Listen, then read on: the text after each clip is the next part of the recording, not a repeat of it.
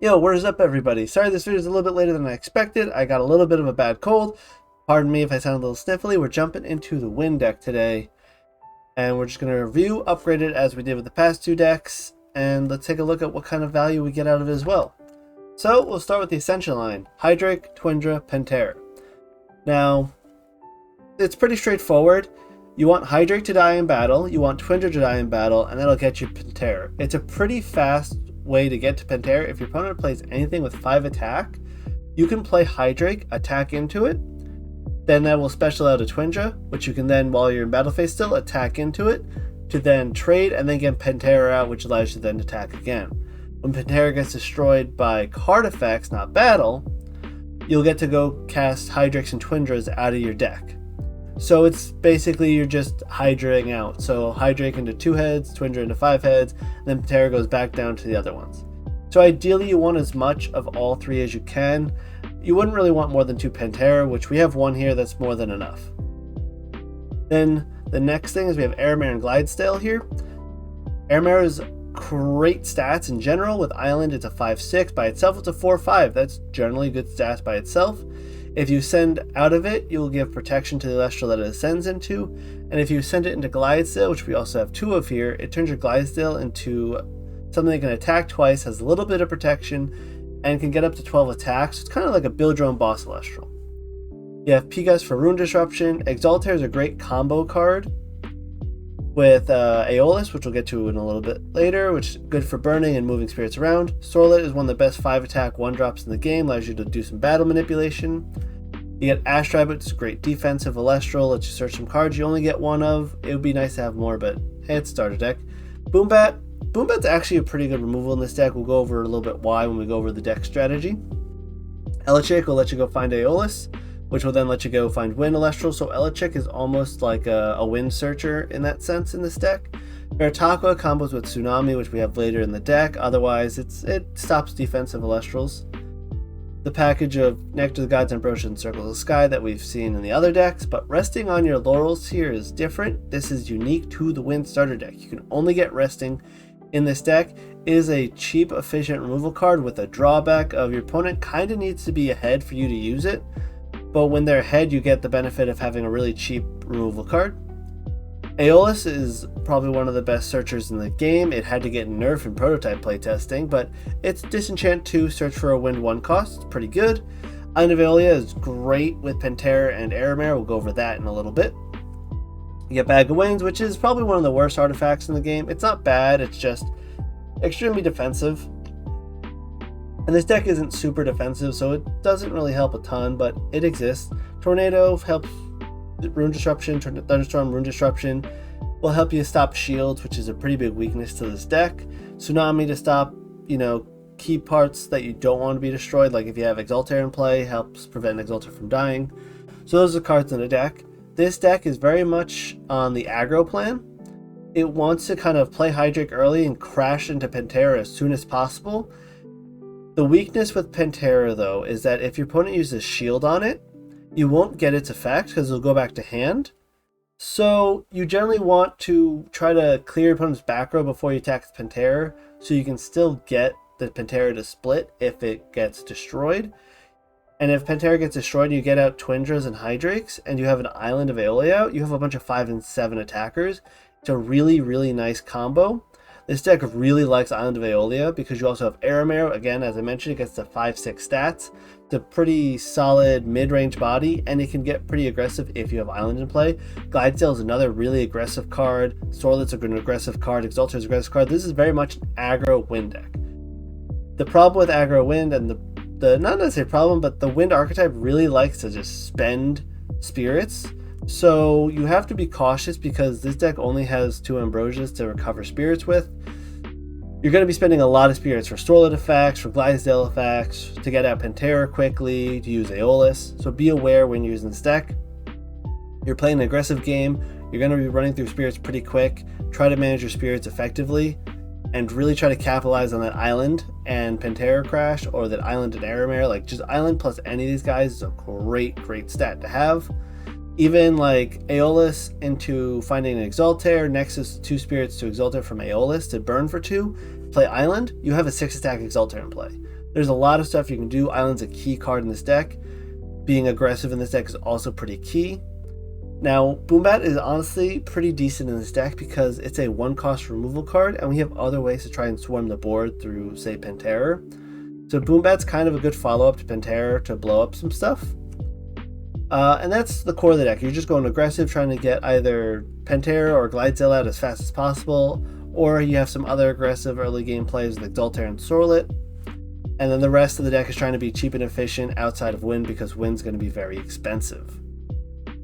The value you get out of this deck.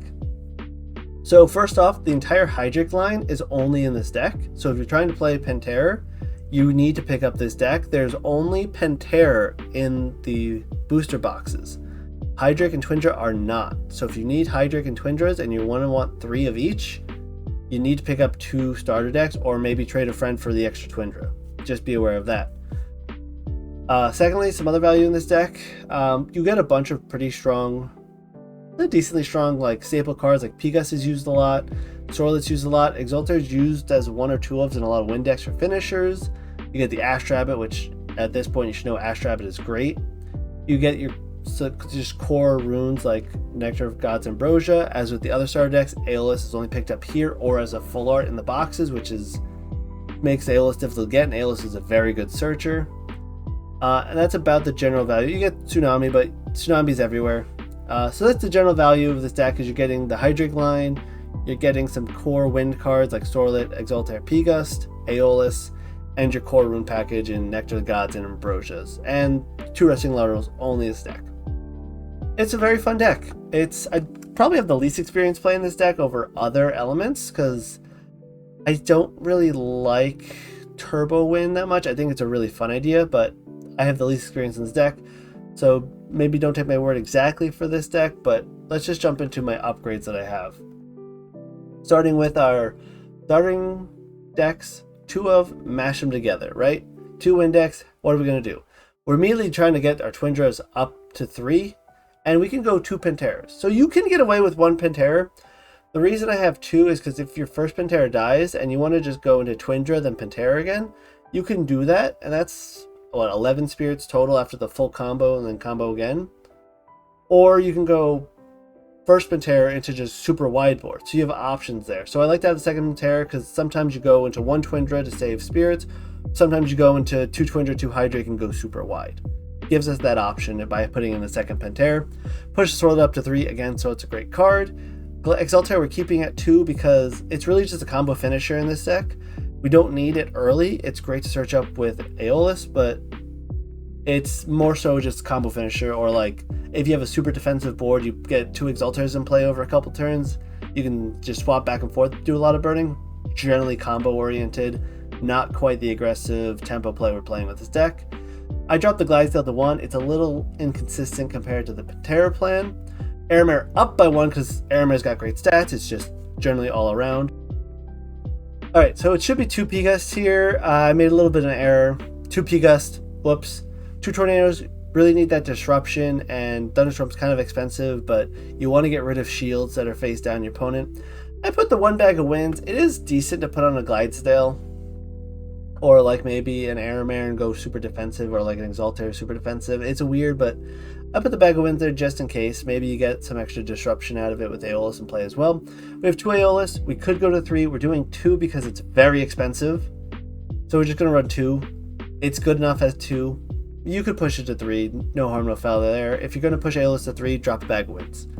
3 Islands of Eolia, as I just mentioned, super key in this deck. We got a lot of good stats. It's a great combo card. Just makes everything nice and big and beefy. 2 Elechiks to search out Aeolus. 2 Boombats, again, it's efficient removal. You'll notice we removed the Resting Laurels. They're kind of inconsistent, and we're going for a big beefy Penterror play or Exaltair play. We're going to have a lot of spirits in play, so Laurels is a little difficult to use. You could run it, it's just not always going to be active. Boombat's generally always going to be active. A couple Nectar of the Gods, a couple of Ambrosias, 3 Tsunamis for the defensive plays, Astrabbit for more filtering of our cards, and our Spirit package. So that's if you take 2 Wind decks, stick them together. This is pretty close to, I think, what you do with just a standard Penterror deck, because Penterror is just this big, beefy, all-in, go wide, or go tall with Penterror plan. You could possibly throw in some earth and stuff to get earthquakes if you go past this, but I think this is fine as is. Going into our starter decks times 5, if you have one of every starter deck, what can you do? As with all the other starter decks, we're throwing in poison tipped arrows and Gorgon's gazes. Shield of Achilles we're adding in as well. Throwing some more Nectar of the Gods in the deck. Cutting back on like tornadoes and such. We took Elechick out for Joltin. And other than that, the deck's pretty similar. We only are having 2 Islands of Aeolias now instead of 3, but we can search them with Joltin. Joltin's decent body on its own. And we still have our 3 Airmares. We couldn't get a 3rd Sorlet in this deck. We couldn't get an additional Twindra, but we still have a bunch of decent plans and cards here. And it's got a little bit more control focus now that we have Gorgons and shields and stuff.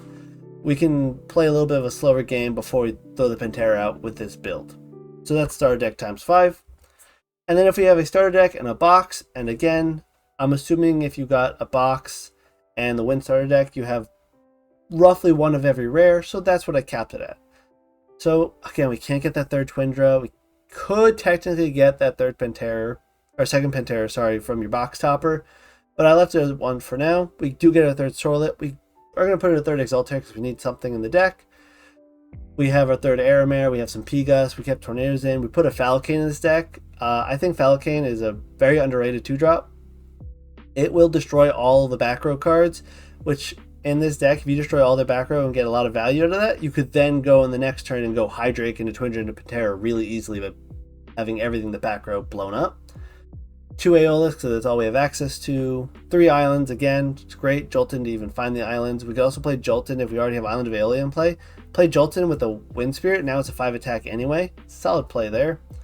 Got our shields, got our nectars, got some Tsunamis, you know, the defensive cards. Push it up to 3 Ash Rabbits to filter through cards, help us find our Tornadoes or Pegas, whatever we need to open up the board, and our Spirits again. So, all 3 of these options are pretty similar because the Wind starter deck is pretty close to what it needs to be to function well, without too much variance. So, I know I went through it a little bit quickly, but all 3 of our kind of budget upgrade options that we're looking at in this series all fit very similar game plans when looking at the Penterror deck. So that's the deck.